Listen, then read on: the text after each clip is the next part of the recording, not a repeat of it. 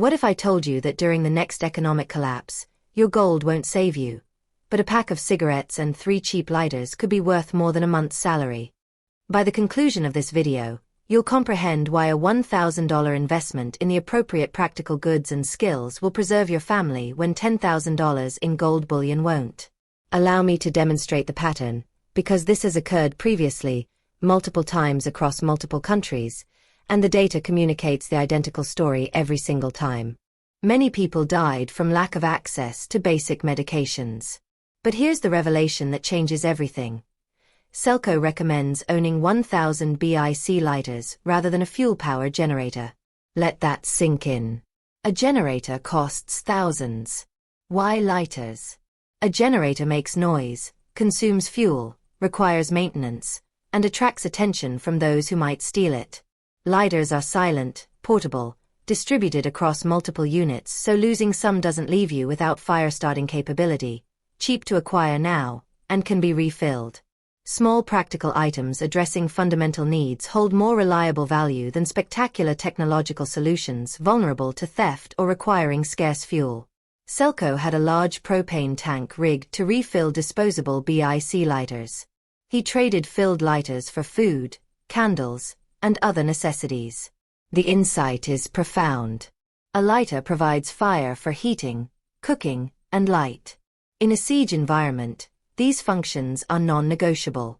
And here's what blows people's minds. Gold and jewelry held poor value during the crisis itself. Selco notes that warlords took precious metals from desperate people at can-of-soup value, understanding metals would retain value once the crisis ended, but were worthless for immediate survival. Number 6. Venezuela provides real-time proof. Right now, this isn't historical theory. Venezuela's collapse is happening as we speak. One woman named Kayla Oval grows eggplant, tomato, and passion fruit in her backyard, specifically for bartering, exchanging for pasta, sugar, milk, or rice. She noted this lifestyle mirrors how her family lived in the early 20th century. Modern economic collapse reverts societies to pre-modern economic modes. A fisherman in Patanimo stated, "I haven't been to the city center in almost 2 years. What would I do there? I don't have enough money to buy a shirt or a pair of shorts. I'm better off here swapping things to survive." Official currency became so useless that the effort to obtain it through wage labor wasn't worth the return. In Zimbabwe's parallel collapse, black market medicines exploded. Antibiotics, which cost dollars in stable countries, commanded black market prices multiples of their original cost. A dose of amoxicillin could be worth weeks of wages. Those who stockpile basic antibiotics, bandages, pain relievers, antiseptic materials hold extremely valuable assets relative to cost and storage requirements. Contrast this with precious metals.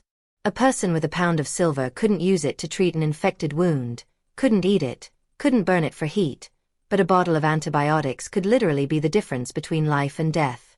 If you're realizing everything you thought you knew about economic security is wrong, hit that subscribe button. My name is Mary, and this channel is Mary Invest. I perform autopsies on dead empires so you see the patterns before they repeat in your backyard. Drop a helicopter emoji if you're positioning yourself for what's coming and tell me what you want me to dig into next. I read every single one. Number 7. Community networks are the overlooked asset that determines who survives.